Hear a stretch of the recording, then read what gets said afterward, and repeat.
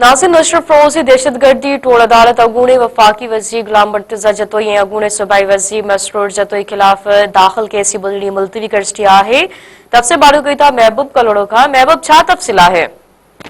जी बिल्कुल, घरू वज़ीर ज़ियाउल हसन लंजार जे घर ते हमले ऐं बाहि ॾेई साइण वारे ॿिनि केसनि ऐं मोरो में वॻोड़नि दौरान दाख़िल थियल ॿिनि मुख़्तलिफ़ केसनि समेत दादू जे अमीनाणी थाणे ते दाख़िल केस जी अॼु ॿुधणी थी आहे।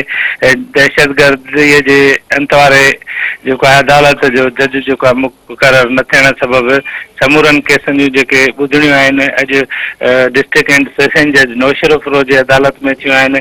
मां तव्हांखे ॿुधाईंदो आहियां त अॻूणो वफ़ाक़ी वज़ीर गुलाम मुर्तज़ा जतोई ऐं संदसि भाउ अॻूणो सूबाई वज़ीर मसरूर जतोई जेको आहे पेश थिया आहिनि अदालत में। अदालत वकीलनि जा दलील ॿुधण बैदि घरू वज़ीर जे घर ते हमले जे ॿिनि केसनि जूं ॿुधणियूं जेके आहिनि उहे 19 नवंबर ताईं मुलतवी कयूं आहिनि।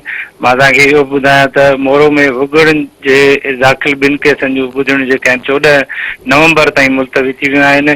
जॾहिं त गुलाम मुर्तज़ा जतोई खिलाफ़ दादू जे अमीनाणी थाणे ते जेको केस दाख़िल हो चुर्च जो, उन में जेको आहे अदालत पारां जेको आहे 4 नवंबर ताईं उहा ॿुधणी मुलतवी कई वई आहे।